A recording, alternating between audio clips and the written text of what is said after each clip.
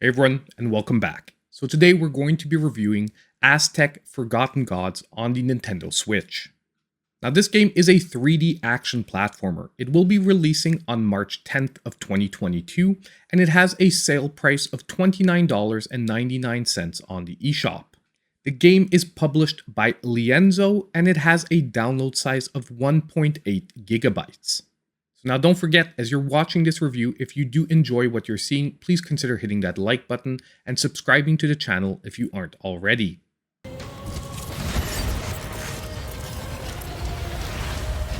So if we start with the storyline, the game is set up in an alternate timeline where the Aztecs were never conquered and evolved into an extremely advanced society. Your main character, Achtli, is going through a rough time figuring out her life and gets thrown into the events of this adventure upon stealing an ancient artifact, the Lightkeeper. She then discovers she must defend her city against huge giants representing the Aztec gods. Now, although the overall arc has merit and is interesting, the delivery of the storyline feels clunky and disjointed. Possibly this is because the script was not written in English and the localization might have missed the mark. But I found that it came off as cheesy and, other than a few important revelations, would have skipped the dialogue altogether.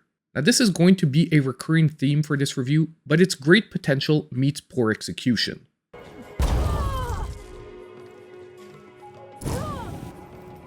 Moving on to the gameplay. The general gameplay, as stated earlier, is that of a 3D action platformer. However, you will be doing very little actual platforming because your main method of movement is rocket propulsion. The game is set in an open world type city, but it is an extremely empty one with nothing other than the characters and checkpoints you are meant to interact with. The game also ends up being a boss rush with bits of dialogue in between each encounter to advance the plot. Basically, there are no side quests in any form, unless you decide to go hunt down the about a dozen random enemies spread throughout the whole map. As you progress, you will be unlocking new abilities that can be upgraded from an upgrade tree accessible at one of 3 permanent sites on the map. The other 2 allow you to purchase and change your hair and outfit respectively. Each boss fight then pretty much boils down to a gimmick fight centered around your latest acquired ability to expose its weakness and then deal damage. Now, to be honest, the choice to go with an open world just to have it end up being empty once again seems like poor execution of what was probably an overambitious idea, and with a boss rush style setup and no side quests, just ends up feeling useless. More polished and closed levels with obstacles to traverse using your platforming abilities would have made way more sense here. Now there's even one boss fight that is designed in stages and actually does end up being sort of a short closed level, and actually was my favorite encounter of the game, a glimmer of what could have been.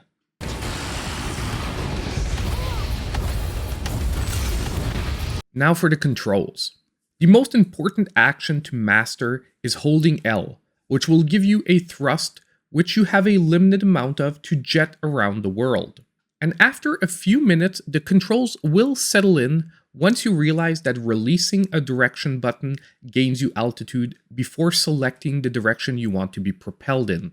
After that, you have your standard complement of B for jumping, Y for attacking, and eventually unlocking X, which will provide a shield. You do have a few other abilities that unlock later on, but other than being used for specific boss gimmicks, ultimately serve little purpose. Even jumping was rarely used since you can pretty much fly. Now here comes this game's biggest issue that actually ruins most of the positive experience you could have had, and that is its totally unreliable and crazy camera. It gets stuck in walls, constantly shifts directions mid-action, and every time you attack a target with Y, which sort of teleports you to that target, it goes completely bonkers. This causes constant disorientation and sucks any sort of satisfaction from the combat. Everything turns into a big button mash fest where you're just struggling to figure out which way is up. Once again, I'm going to sound like a broken record. The fights look epic in scale and on paper, but the execution was sorely lacking.